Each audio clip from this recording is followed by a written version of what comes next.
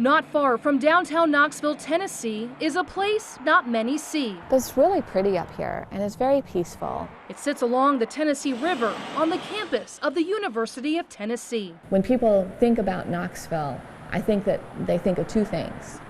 One is the football team, but the second is us. It's a wooded area surrounded by barbed wire with a view of the UT Medical Center, and it changes with every season. In the summer, there may be an odor that you can smell because in the warmer temperatures with more insect activity, decomposition is faster. Human decomposition taking place right here at the body farm. That's what the locals call it. But those working inside of the facility call it the Forensic Anthropology Center. We want to make sure that when we talk about the facility that we use terminology that's respectful to the donors and their families. But we recognize the name recognition.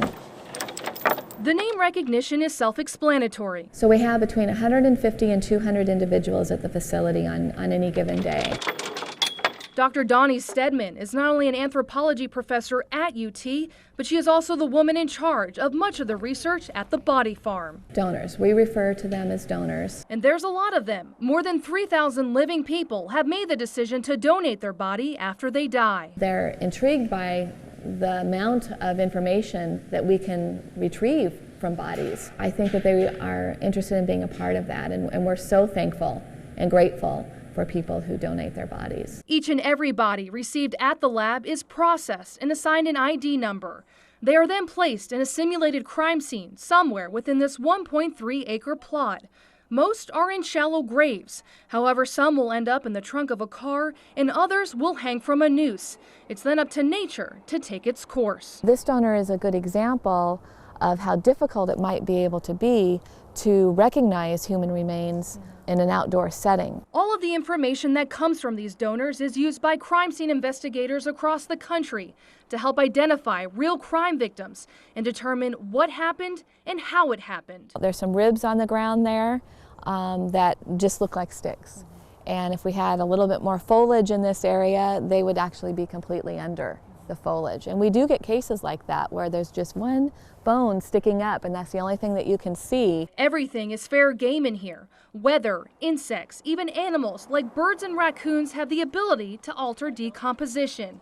And as morbid as it may sound, Stedman and her team actually want that kind of activity to happen. They can do a tremendous amount of damage to the skeleton, and we can see some of that in the bones that they leave behind. We can see their tooth marks on the bone and their gnaw marks. The research pulled from these decomposed donors is the reason why this entire program was created in the first place, and why investigators and medical examiners keep coming back for more. This might be where the individual was placed when they died, but we actually have to look much farther away from that to make sure we recover all of the remains and any associated evidence. It's also why students like Jennifer Goad go to school here. I always get two reactions, either that's really, really cool, tell me more about it, or that's really strange.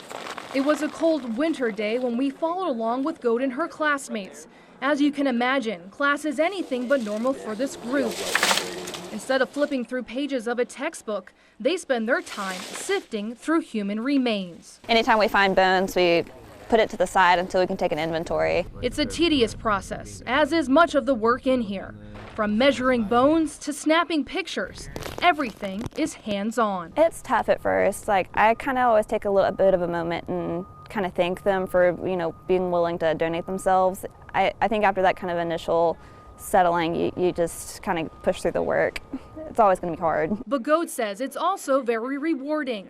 Much of the work that goes on within this facility has and will continue to help bring justice for crime victims. I think it's part of our job to, give answers for somebody who can't talk. Once each donor reaches its maximum research potential outside, it comes inside to this lab.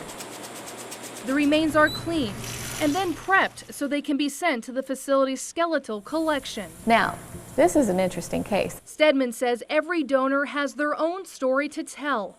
Even though the skeletal collection marks the final resting place for the donors, the research is never final. Tennessee